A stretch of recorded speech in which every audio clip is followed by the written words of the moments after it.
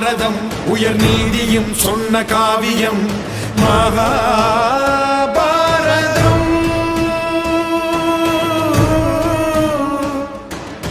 மகாபாரதம். மண்ணை பெரிதென்று தேடும் ஒருவன், மனிதம் உயர்வென்று நாடும் ஒருவன், வன்மம் வாழ்வென்று வாழும் ஒருவன், நானே உலகென்று காட்டும் ஒருவன். परित्राणाय साधूनां विनाशाय च दुष्कृतां धर्म संस्थापनार्थाय संभवामि युगे युगे.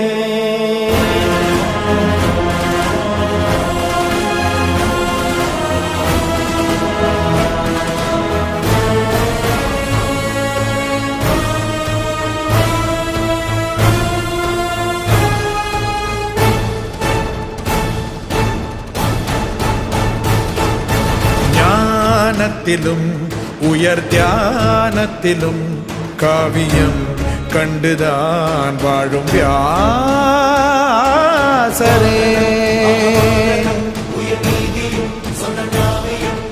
பேராற்றலும் நெஞ்சில் போர் வீரமும் தியாகமாய் தீபமாய் தாங்கும் பீஷ்மரே.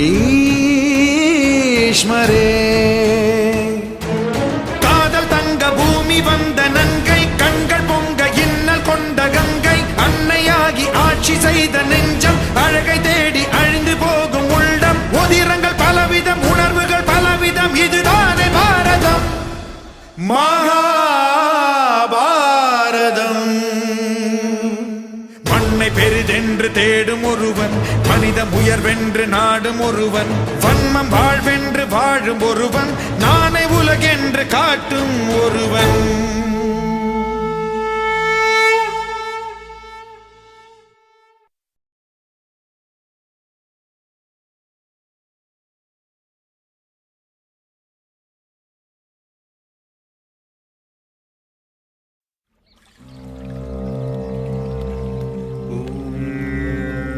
चतुर्मुखाय विद्महे हंसरूपाय धीमहि तन्नो ब्रह्म प्रचोदयात्. ॐ वेदात्मनाय विद्महे हिरण्यगर्भाय धीमहि तन्नो ब्रह्म प्रचोदयात्. ॐ परमेश्वराय विद्महे परतत्त्वाय धीमहि तन्नो ब्रह्म प्रचोदयात्. गुरुर्ब्रह्मा गुरुर्विष्णु गुरुर्देवो महेश्वरः गुरुसाक्षात् परब्रह्म तस्मै श्री गुरवे नमः. ॐ सच्चिदेकं ब्रह्म ॐ ह्रीं श्रीं क्लीं सौं सच्चित् एकं ब्रह्म.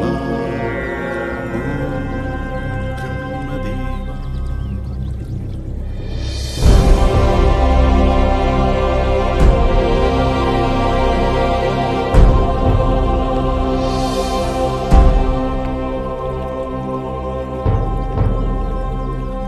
வணங்குகிறேன் பிரம்மதேவரே. இந்த அடியவனின் அழைப்பை ஏற்று எழுந்தருளியிருக்கிறீர். தங்கள் கருணையே கருணை.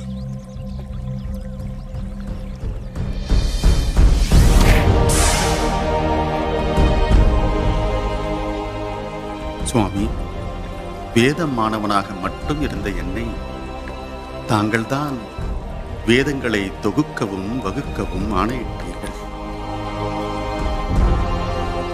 நானும் அதை செய்து முடித்தேன்.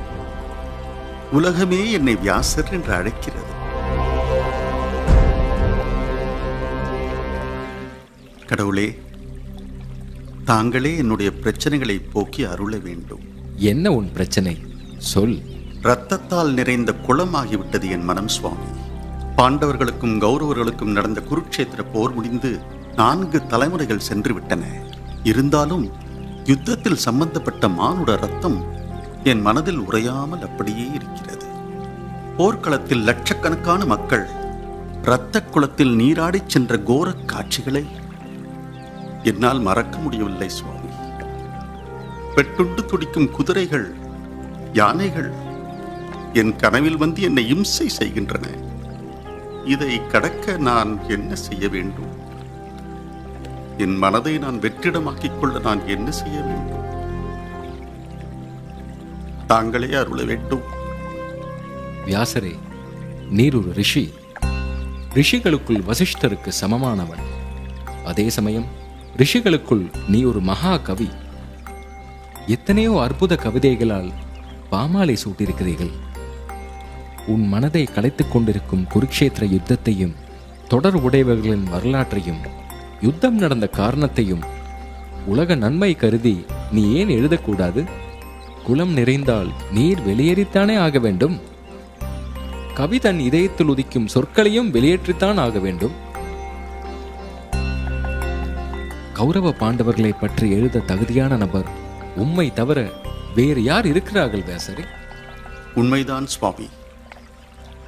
போரில் தொடர்புடைய மகாத்மா பீஷ்மர், ஆச்சாரியாரான துரோணர், மாவீரன் கர்ணன், துரியோதனன், பாண்டவர்களில் அர்ஜுனன், எல்லோரையும் விட பரந்தாமன் கிருஷ்ணன், அத்தனை பேரையும் நான் அறிவேன். ஆனால் சொல், என்ன தயக்கம்? எல்லா யுத்த தர்மமும் மீறப்பட்டது இந்த போரில்தான் சுவாமி. தெய்வங்கள் கூட தவறு செய்தது அதுவும் இந்த போரில்தான் சுவாமி. சத்தியவான்களை பொய் சொல்ல வைத்ததும் இந்த போர்தானே சுவாமி. மிகப்பெரியவர்கள் மிகப்பெரிய தவறுகள் செய்ததும் இந்த போரில்தானே. சன்மார்கர்கள் கொலைவரை கொண்டு அலைந்ததும் இந்த போரில்தானே சுவாமி. என்னை தொந்தரவு செய்வது இந்த அம்சம்தான் ஐயனே. இதையும் நான் எழுத வேண்டி வருமே. கட்டாயம் நீ அதையும் எழுத வேண்டும். தர்மங்களை எழுதும் போது அதர்மங்களையும் எழுதத்தானே வேண்டும். சகல கேடுகளையும் செய்யும் கலியுகம் எப்படி தொடங்கியது என்பதை மக்களுக்கு சொல்ல வேண்டாமா? வியாசரே, போர் செய்த கௌரவர்களும் பாண்டவர்களும் உன் வாரிசுகள். பரம்பரை பேரர்களின் வரலாற்றை பிதாமகர் எழுதுவது பொருத்தம்தானே? சேரும் சகதியும் நிறைந்தது குருக்ஷேத்திரம். அங்கேதான் பகவத்கீதை பிறந்தது.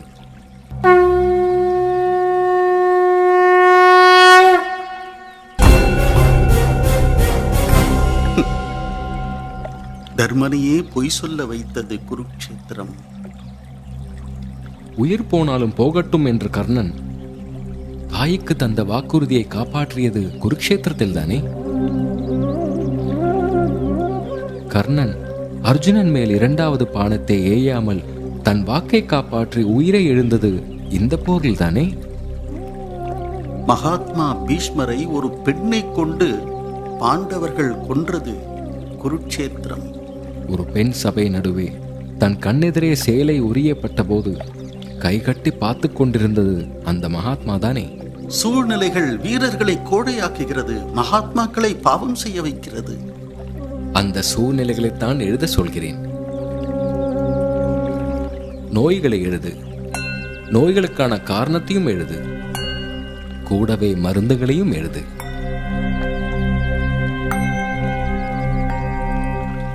புரிந்து கொண்டேன் சுவாமி, புரிந்து கொண்டேன். தர்மம் எது அதர்மம் எது என்பதை இந்த தெய்வங்கள் மற்றும் மனிதர்களின் செயல்களை கொண்டே எழுதுகிறேன். பகவானே, இந்த மகாபாரதத்தை நான் யாரை கொண்டு எழுதுவது? யார் துணையோடு இயற்றுவது? விக்னங்களை தீர்க்கும் விக்னேஸ்வரன் விநாயகரை கொண்டு எழுது. அவரை தியானம் செய். மாபெரும் இதிகாசம் உன் மூலமாக வரப்போகிறது. எல்லாம் சுபமாக முடியும். வியாசரே, முயற்சி வெல்லும். இதுவரை யாரும் செய்ய நினையாததை நீர் செய்வீர். என் ஆசீர்வாதம் எப்போதும் உமக்கு உண்டு.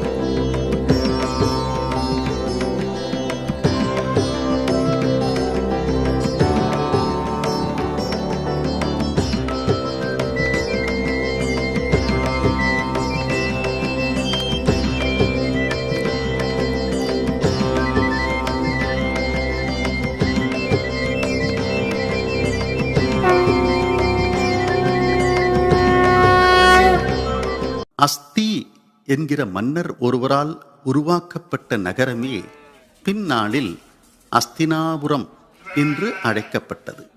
பல வளமான மதில்களை கொண்ட நகரம் என்றும் சொல்லப்படுகிறது. குரு தேசத்தின் தலைநகரமே அஸ்தினாபுரம்.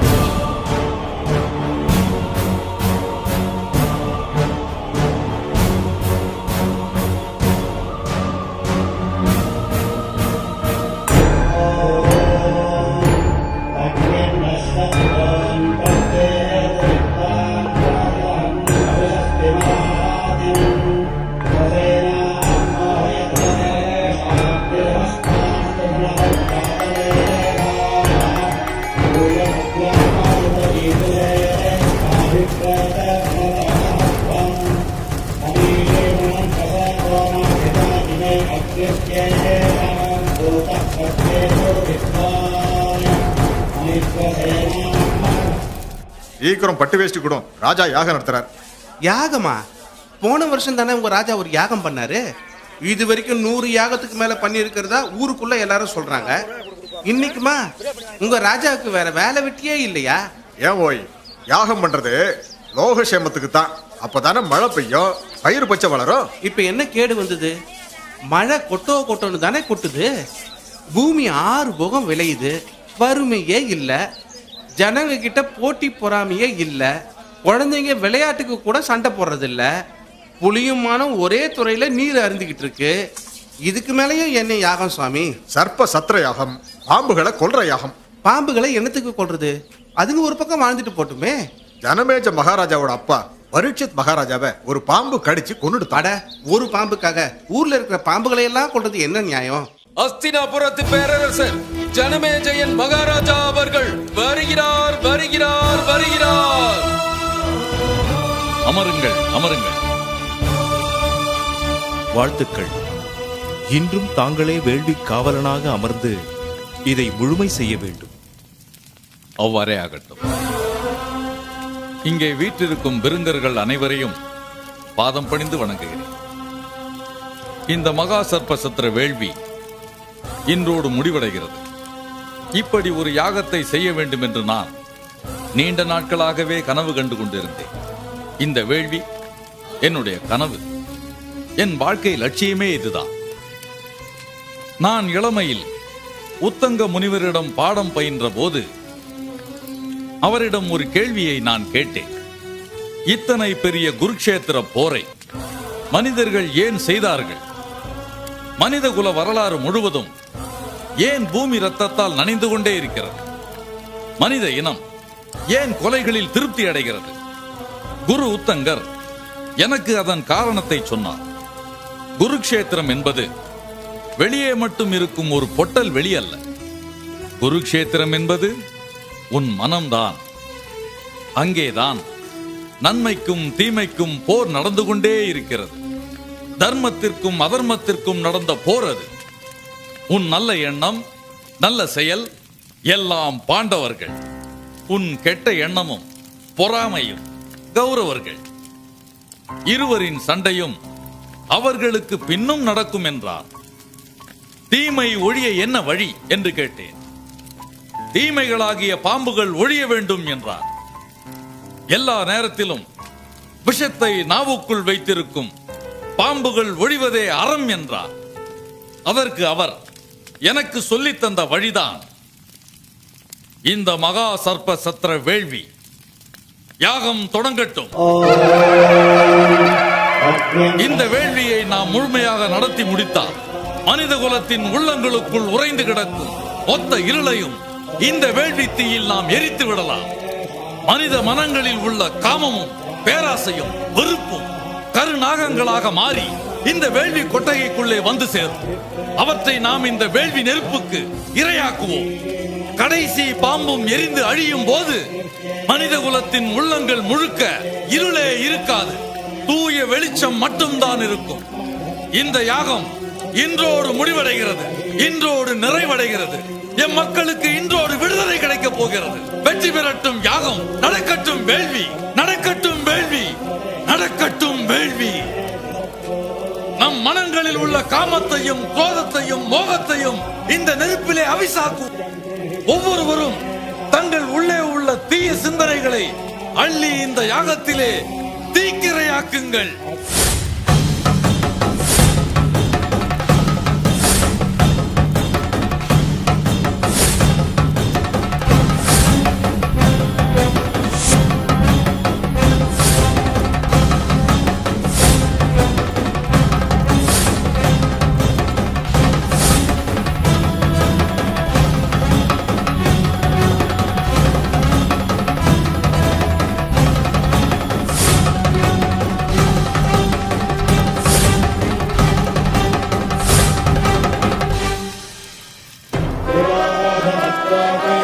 நிறுத்தாதீர்கள், வேள்வியை தொடர்ந்து கொண்டே இருங்கள். இந்த யாகம் முறியக்கூடாது. பாம்புகள் மனதின் கொடூரங்கள், அவை அழியட்டும். உலகத்தின் அழுக்குகள் எல்லாம் பொசுக்கிவிட்டன. அமைதியாக இருங்கள். என்ன நடந்தாலும் எழுந்திருக்க கூடாது. நாளை உதித்து எழும் சூரியன் புத்தம் புதிய பூமியை பார்க்கட்டும். தொடருங்கள் யாகத்தை, யாகம் தொடரட்டும். நம் மனங்களில் உள்ள காமத்தையும் கோபத்தையும் மோகத்தையும் இந்த நெருப்பிலே அவிசாக்குவோம். ஒவ்வொருவரும் தங்கள் உள்ளே உள்ள தீய சிந்தனைகளை அள்ளி இந்த யாகத்திலே தீக்கிரையாக்குங்கள்.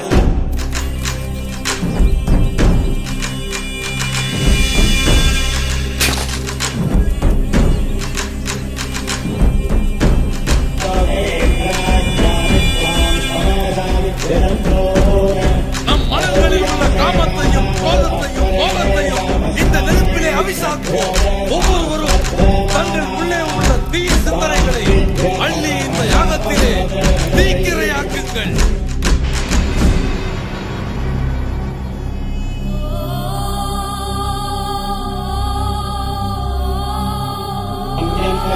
தீக்கிரையாக்குங்கள்.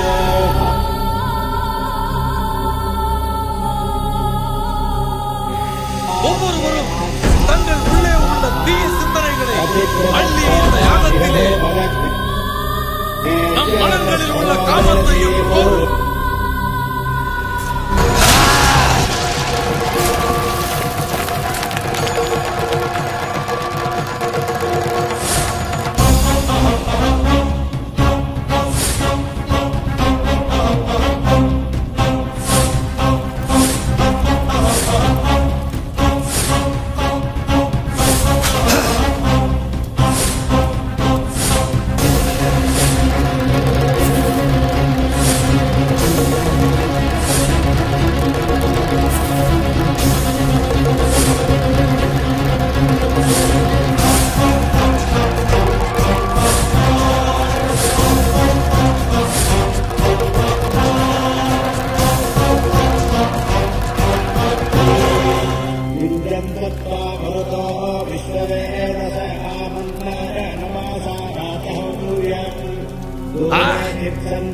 வெற்றி, வெற்றி.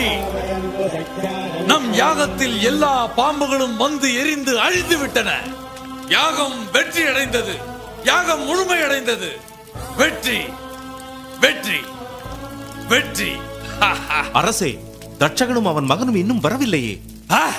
அவனை அழிக்கத்தானே இந்த யாகத்தை நடத்தினோம். அவன் அழியாமல் இந்த யாகம் எதற்கு? எங்கே தட்சகன்? என்ன ஆயிற்று? அதுதான் எனக்கும் புரியவில்லை.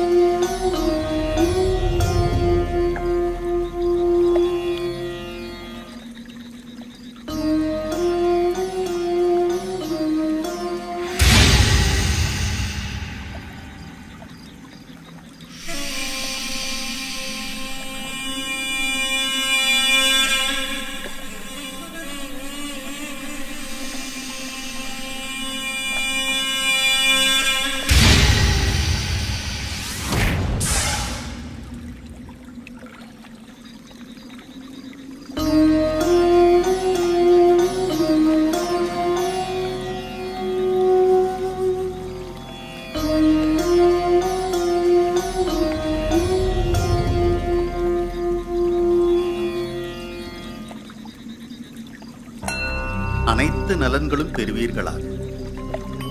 வணக்கம். ஜனமேஜயன் யாகம் தடைபட்டிருக்கிறது. குரு பரம்பரை வரலாற்றின் நோக்கம் நிறைவேறாமல் ஒரு யாகம் முடிவடையப் போவது இன்றுதான். அது அவ்வாறுதான் முடிவடையும் என்பதை நான் அறிவேன்.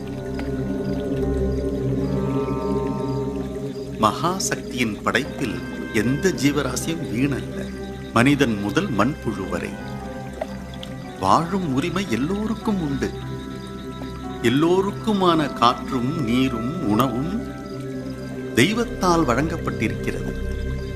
சுவாமி, தங்களை போன்ற பெரியோர்களின் ஆசிகளால் மட்டுமே எங்களை போன்ற எளியோர்கள் வாழ்ந்து கொண்டிருக்கிறோம். நான் பரீட்சித்தை கொன்றது அவமரியாதைக்குள்ளான முனிவரால் ஏவப்பட்டதுதான். தெரியும் தக்ஷகா. பரீட்சித்த மன்னனின் தலைமேல் உன் சாபம் ஒரு சக்கரம் போல் சுற்றிக் கொண்டிருந்ததை அவன் பிறந்த 16ஆம் நாள் நான் கண்டேன்.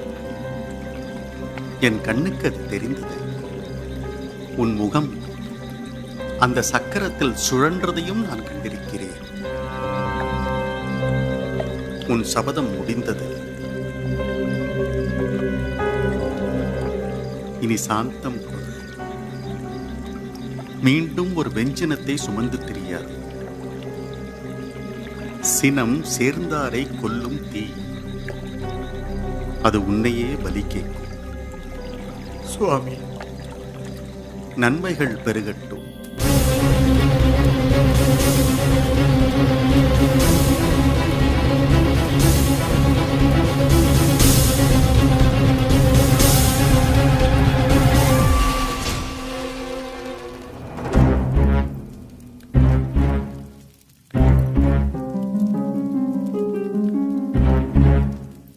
நம் வேள்வி முழுமையடைய வேண்டும்.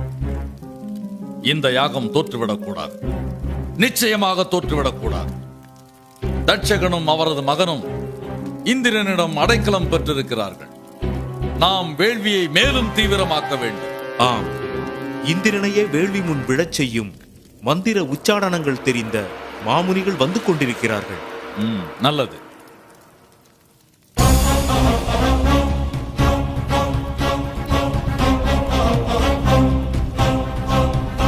பேரரசே, தெய்வங்களின் பூமியிலிருந்து வருகிறேன். நான் யக்ஞவேதம் அறிந்த பிரம்மச்சாரி. பெயர் ஆஸ்திகன், ரிஷிகுமாரன். வருக ஆஸ்திகரே. தங்களின் வருகையால் எனது யாகம் பூர்த்தி பெறும். ஆசியருளுங்கள். ஜனமேஜயா, வையகம் காக்கும் வைகுந்தனை கண்டேன். நாராயணன் பருமையில் நைந்து போயிருக்கிறார் என்பதை கருடன் என்னிடம் கண்ணீருடன் கூறினார். ஸ்ரீமன் நாராயணரா வறுமையில் இருக்கிறார். செல்வத்தின் கடவுள் லட்சுமி தேவியே அவரது துணைவி அல்லவா? தாய்ப்பசு மகனை தேடி வந்தது போல் செல்வத்துக் கடவுள் லட்சுமி தேவி இன்று ஜனமேஜயனிடம் அல்லவா வாசம் செய்கிறாள். நன்றாக சொன்னேன். சங்கநிதி, பதுமநிதி என்று அனைத்து செல்வங்களும் நம்மிடம் அல்லவா தேங்கி கிடக்கிறது. குபேரன் என் கருவூலத்தின் வாயிற்காவலன், தெரியுமா? இந்திரலோகத்தில் ஒரு நாள் இருந்தேன். இந்திரன் இப்போது அச்சத்துடன் இருக்கிறான். இந்திரலோகத்து இந்திராசனம் அவனைப் போலவே நடுங்குகிறதாம். அமுதமும் கசக்கிறதாம். ரம்பை ஊர்வசியின் நடனமும் வெறுக்கிறதாம். கேட்டீர்களா? தேவர்க்கரசன் இந்திரன் எதற்காக அச்சத்தில் இருக்கிறான்? 100 யாகம் நூதனமாய் முடித்தவர் நீர். உமது யாகபலமும் வீரமும் இந்திர பதவிக்கே குறிவைப்பதாக ரிஷிகள் யாரோ ரகசியம் சொன்னார்களாம். பேஷ். நமது புகழ் இந்திரனையே நிலைகுலைய செய்திருக்கிறது. ஆஸ்திகரே, உமது வார்த்தை தேன் துளிகளாக எனது மனதை வசீகரித்து விட்டன. உமக்கு என்ன வேண்டும் கேளும், தருகிறேன். வாக்குறுதி வேண்டாம். பாண்டவர்களில் முதல்வன் கர்ணன் பரம்பரை நான். அதை மறந்து விடாதீர். ஆஸ்திகரே, என்ன வேண்டும் கேளுங்கள். நான் மகிழ்ச்சியாக இருக்கிறேன். எது கேட்டாலும் கொடுப்பீரா? என் வாக்கில் சந்தேகமா? ஆஸ்திகரே, என்ன பேசுகிறீர்? யாரிடம் பேசுகிறீர்? நீர் இருப்பது காமதேனுவின் மடியில் கற்பக விருட்சத்தின் நிழலில். எது கேட்டாலும் உமக்கு கிடைக்கும். நம்பலாமா? ஜனமேயன் சொல்கிறேன். பாண்டவர் குலத்திற்கு ஒரு நாக்கும் ஒரு சொல்லும் தான். கேளுங்கள். அப்படியானால் தட்சகனின் விடுதலை தான் வேண்டும். என்ன? இந்த யாகம் அவனை கொல்லக்கூடாது. தட்சகனின் உயிரை தட்சணையாக கொடுங்கள். என்ன கேட்டீர்? தட்சகனின் விடுதலையா? அவனை கொல்லத்தானே இந்த யாகம். 7 ஆண்டுகள் நான் செய்த முயற்சி என்னாவது? வேண்டாம், வேறு ஏதாவது கேடு. தட்சகன் விடுதலை தவிர எனக்கு வேறு எதுவும் வேண்டாம். ஆஸ்திகரே, 100 ஒட்டக பொதி, பொன்னும் மணியும் பட்டும் பீதாம்பரமும் தருகிறேன். 100 கிராமங்களை தானமாக தருகிறேன். இந்த ராஜ்யத்தையே தருகிறேன். என் புண்ணியம் எல்லாம் தருகிறேன். ஆனால் தட்சகனின் உயிரை தரமாட்டேன். யார் பேசுவது? கர்ணனின் பரம்பரையா பேசுவது? பாண்டவர் பரம்பரைக்கு ஒரு நாக்கு தானே, ஆதிசேஷன் போல 1000 நாக்கா? ஆஸ்திகரே, இந்த சர்ப்பயாகம் என் வாழ்நாள் கனவு, வாழ்க்கை லட்சியம். பாம்பை கொல்வதுதான் ஒரு ராஜனின் லட்சியமா? சத்திரிய திலகமே,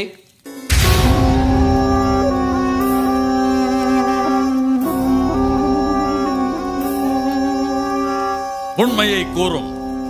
நீர் யார்? நான் ரிஷி ஜரத்காருவின் மகன். நாகர்குல இளவரசி மானசாதேவி என் தாய். வாசுகியின் சகோதரி மகன்.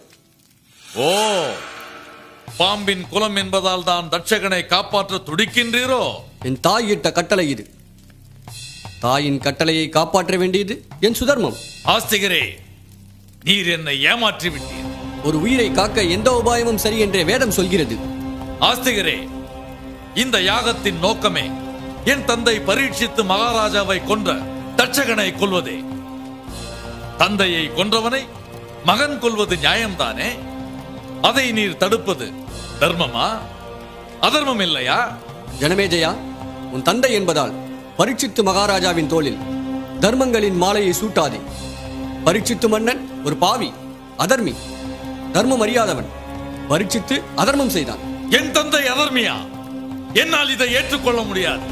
ஏற்றுக்கொண்டால் இதுவரை நான் நம்பிய எல்லாமே தவறாக ஆகிவிடும். கிருஷ்ணதுவைபாயனர் என்கிற மகாவியாசர், அவரை இங்கே வரவழையுங்கள். நான் செய்தது தர்மமா அதர்மமா என்று அவரே சொல்லட்டும். வைசம்பாயனரே, இந்த நெடும் விவாதத்திற்கு ஒரு தீர்வு காண வேண்டும். அழைத்து வாருங்கள் மகரிஷியை. உத்தரவு.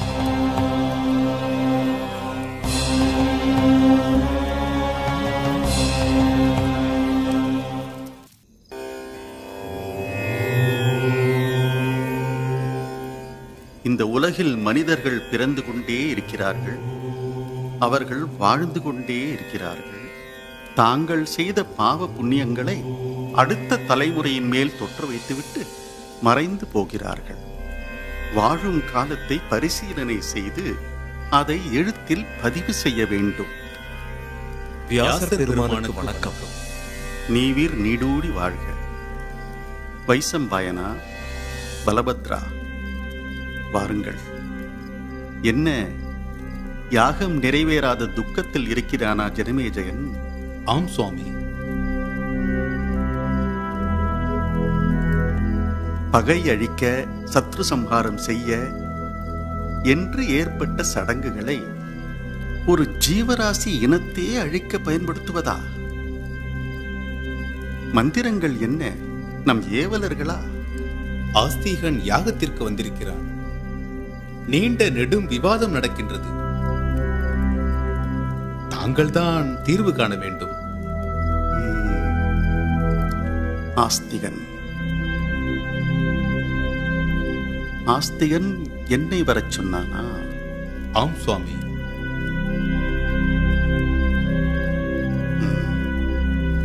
அந்த ஞானவானுக்காக வருகிறேன்.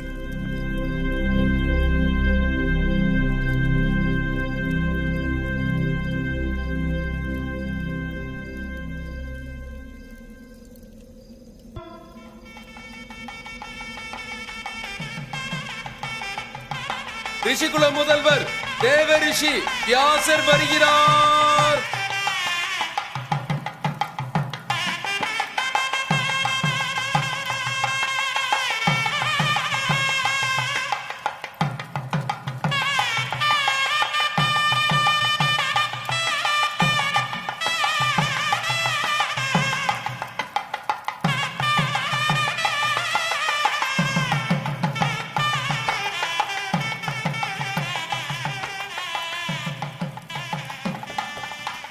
ஆஸ்திகா, நலமா?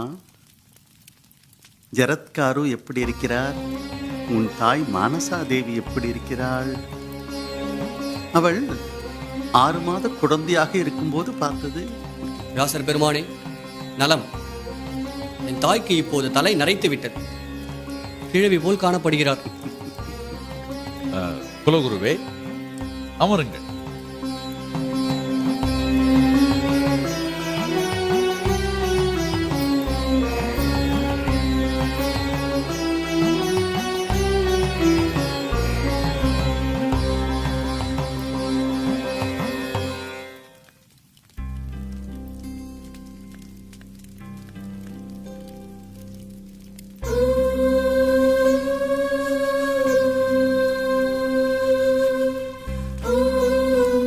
ஜனமே ஜெயா, ஏன் இந்த அவசர கூட்டம்? குலகுருவே, வணக்கம். இங்கே கடும் விவாதம் நடந்தது. நீங்கள் அன்போடு நலம் விசாரித்த இந்த ஆஸ்திகன் நம் பரம்பரைக்கே அறைகூவல் விடுத்திருக்கிறார். அப்படியா? அடியேன் எளியவன் என்று தாங்கள் அறியாததா? குருக்ஷேத்திரத்தில் நடந்தது வெறும் அதிகார சண்டைதானா? இந்த ஆஸ்திகன் சொல்கிறார். தர்மத்திற்கும் அதர்மத்திற்கும் சண்டை நடந்தது என்றல்லவா நான் எண்ணிக்கொண்டிருக்கிறேன். தர்மத்திற்கும் போர் நடந்ததா என்ன? என் மூதாதையர் அவர்களுடைய சுயநலத்திற்காகத்தான் இந்த போரை புரிந்தார்களா? சுயநலம் கலந்த தர்மத்திற்காக. அதன் பெயர்தான் சுதர்மம். குலகுருவே, என்ன சொல்கிறீர்கள்? உண்மை என்றும் கசக்கத்தான் செய்யும். எதை உண்மை என்கின்றாய்? குருக்ஷேத்திரத்திலே போராடிய ஒவ்வொருவருக்கும் நியாயம் இருந்தது. அவரவர் நியாயம் அவரவர்க்கே. எல்லோரும் அவரவர் நியாயத்திற்காகவே போராடினார்கள். எனது மூதாதையரை காட்டிற்கு ஓட ஓட விரட்டினாரே துரியோதனன், அவர் செய்ததும் நியாயம்தானா? அவரும் அவர் நியாயத்திற்காகத்தான் போராடி இருப்பார். எல்லோரும் நியாயத்திற்காகத்தான் போராடினார்கள் என்றால் எதற்காக அந்த போர்? அரசரான தாங்கள் அறியாததா என்ன? ஒருவருடைய நியாயம் இன்னொருவருக்கு அநியாயம். ஒருவர் நம்புவதை இன்னொருவர் நம்ப மறுக்கிறார்.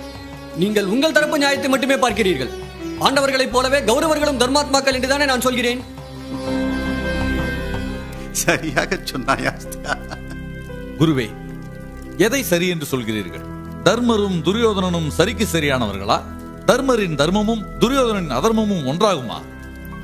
இறைவன் அப்படித்தான் நினைக்கிறான். சொர்க்கத்திற்கு தர்மன் சென்றபோது அவனை வரவேற்றவனே துரியோதனன் தான். வாருங்கள் அண்ணா என்று அன்போடு வரவேற்றான். உனக்கும் சொர்க்கமா என்று அதிர்ச்சியில் உறைந்தான் தர்மன். அப்படியா? நான் நடந்ததை தான் சொல்கிறேன். தானே தர்மத்தின் காவலன் என்று நினைத்தான் தர்மன். அதனால்தான் சொர்க்கம் சென்ற போதும் பங்காளி பகை சுமந்து சென்றான் தர்மன். துரியோதனனோ தர்மாத்மா என்றோ அதர்மாத்மா என்றோ தன்னை ஒருபோதும் கருதியதில்லை. விதி ஊசியாக முன் சென்றது, அவன் நூலாக பின்தொடர்ந்தான். அதுவே அவன் சுதர்மம். பின் எதனால் துரியோதனன் தோற்றான்? பாரத போரில் நடந்தவற்றை அறியாதவரா நீங்கள்? தாங்கள் மறந்திருந்தால் நினைவூட்டுகிறேன். கதா யுத்தத்தில் தொப்புளுக்கு கீழே தாக்கக்கூடாது என்பது விதிமுறை. பீமன் துரியோதனனை தொடையில் அடித்துக் கொன்றான். இதனால் தவறுக்கு ஆளானான், நீதி தவறினான்.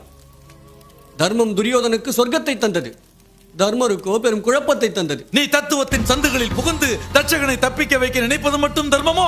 உங்கள் முன்னோரான தாத்தன் அர்ஜுனன் காண்டவவனத்தை அழித்த போது தட்சகன் மனைவி தட்சகியை அழித்தான். அந்த பகை 4 தலைமுறை நீண்டது. அதற்காக பழி தீர்க்க உங்கள் தந்தையை தட்சகன் கொன்றான். ஒன்றின் நீட்சியே இன்னொன்று வினை எதிர்வினையை ஏற்படுத்தியே தீரும். உங்கள் தட்சகன் அப்போதே பகையை தீர்த்து கொண்டிருக்கலாமே. உங்கள் மூதாதையரை காக்கத்தான் பகவான் கிருஷ்ணன் இருந்தாரே, விட்டு விடுவாரா என்ன? அவர் அர்ஜுனனுக்கு கவசமாக நின்றார். பாவம் முற்றுகிற வேளையில் பரீட்சித்து கைத்தட்டி முனிவர் சாபத்தை அழைத்துக் கொண்டான். மனித மனம் ஒரு விசித்திர குகை. அது பேய்களையும் பிசாசுகளையும் பேணி வளர்த்துக் கொண்டிருக்கிறது. என்ன செய்ய? சத்வகுணம், ரஜோகுணம், தமோகுணம் 3ம் கலந்ததே இந்த பூமி. ஆஸ்திகா, அருமையான விளக்கம். இந்த 3 குணங்களும் சமநிலையில் இருக்க வேண்டும். இதில் ஒன்று அழிந்தால் கூட மற்ற 2ம் அழிந்து போகும். நீங்கள் இந்த உலகை காக்க நினைத்தீர்கள். உங்களை விட்டிருந்தால் இந்த உலகை அழித்திருப்பீர்கள். நீங்கள் வரப்போகும் தீமைகளுக்கு வித்திட்டீர்கள். ஆமாம், ஆனால் இந்த பூமியிலே தீமைகள் கொஞ்சம் மிச்சம் இருக்க வேண்டும். உங்கள் மொழியில் சொல்ல வேண்டும் என்றால் பாம்புகள் மிச்சம் இருக்க வேண்டும். தீமை மிச்சம் இருந்தால் தான் நன்மை அதை எதிர்த்து போராட முடியும். அப்போதுதான் இந்த உலகம் செயல்திறமையுடன் இருக்கும். அதனால் தான் நான் தட்சகன் உயிரை தப்பிக்க வைத்தேன். குலகுருவே, நீங்கள் சொல்லுங்கள், இது சரியா? இவர் செய்வது சரிதானா? முற்றிலும் சரி. நான் இங்கு வரும் முன்னர் தக்ஷகனை வரவழைத்து பார்த்துவிட்டுத்தான் வந்தேன். இந்த வேள்விச்சாலையிலிருந்து தப்பித்து என்னிடம்தான் வந்தான். நான் அவனுக்கு ஆசி வழங்கினேன். ஆசி வழங்கினீர்களா? குருநாதா, என்ன சொல்கிறீர்கள்? தர்மத்தை சொல்கிறேன். உன் வாழ்க்கை வாழ உனக்கு உரிமை உண்டு என்று ஆசீர்வதித்தேன். உங்கள் இருவரின் விவாதத்துக்கு முற்றுப்புள்ளி வைக்கிறேன். ஆஸ்திகன் தரப்பில் நான் எந்த குற்றத்தையும் காணவில்லை. அவன் கூறியது அனைத்தும் சரி. ஆகவே நீ கொடுத்த வாக்கின்படி தக்ஷகனின் உயிரை ஆஸ்திகனுக்கு தானமாக கொடுத்துவிடு. குலகுருவே, தங்கள் வார்த்தைக்கு மறுவார்த்தை ஏது? தங்கள் ஆணையை நிறைவேற்றுகிறேன். ஆஸ்திகரே, இதோ தட்சகன் உயிரை தானமாக தருகிறேன்.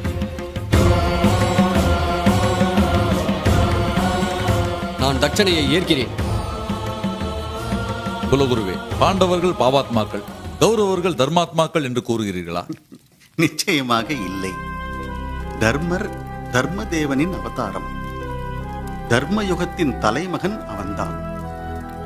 ஆனால் தர்மரையே பொய் சொல்ல வைத்தது விதி என்றால் பிறந்திருக்கும் இந்த யுகம் பொய்களின் மேல் கட்டப்படுகிறது என்றுதான் அர்த்தம். ஆனால் இது எல்லாமே ஒரு மாயைதான் ஜனமேஜயா. சத்தியத்தின் வெற்றிடத்தை சத்திரியர்களால் மட்டுமே நிரப்ப முடியும். அதாவது தர்மனால் மட்டுமே நிரப்ப முடியும். சத்தியத்தின் பக்கம்தானே தர்மம் நிற்கும். இவ்வளவு குழப்பம் உனக்கு ஏன்? இறைவன் தர்மத்தின் பக்கம் இருப்பாரா, அதர்மத்தின் பக்கம் இருப்பாரா? தர்மத்தின் பக்கம்தான். பரமாத்மாவான பகவான் கிருஷ்ணர் பாரத போரில் யார் பக்கம் இருந்தார்? உலகே அறிந்த விஷயம் தானே. அவர் பாண்டவர் பக்கம்தான் இருந்தார். அப்படியானால் தர்மம் பாண்டவர் பக்கம் இருந்தது என்றுதானே பொருள். குருக்ஷேத்திரத்தை பற்றி இன்று பாரதம் முழுக்க ஆயிரக்கணக்கான குழப்பங்கள் இருக்கிறது. எது தர்மம், எது அதர்மம் என்று உன்னை போல் கோடிக்கணக்கானவர்கள் குழப்பத்தில் இருக்கிறார்கள். அவர்களுக்கு நல்ல பதில் சொல்லத்தான் நான் அந்த காவியத்தை படைத்தேன். மனிதனாக பிறந்து தர்மத்தால் தெய்வ நிலைக்கு உயர்ந்த ஒரு மகத்தான யுக புருஷனை பற்றி, உன் குல முதல்வனை பற்றி, என் தம்பியை பற்றி நான் எழுதியதை முழுமையாக படி. பாரத வருஷத்தில் மிகப்பெரிய தேசம் இந்த அஸ்தினாபுரம். 4 தலைமுறைகளுக்கு முன்பு இந்திரனின் சாபத்தால் மகாபிஷக் என்பவர் இப்பிறவியில் அஸ்தினாபுரத்து இளவரசன் சந்தனு மன்னனாக பிறக்கிறான்.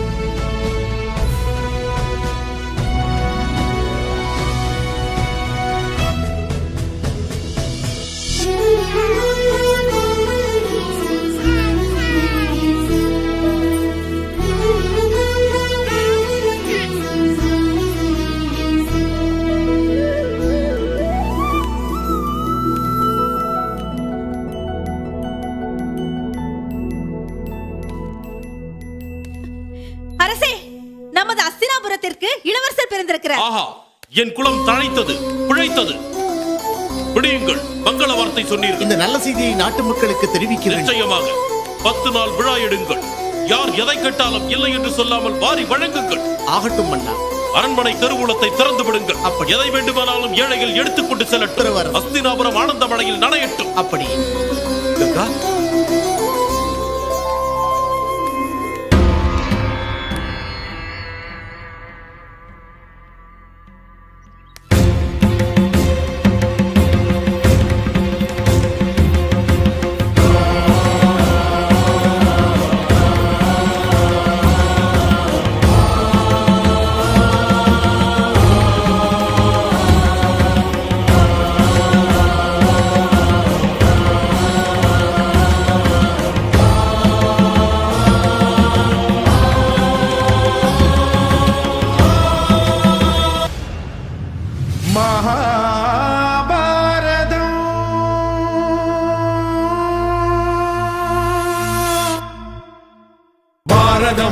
மகாபாரதம் உயர் நீதியும் சொன்ன காவியம் மகாபாரதம்.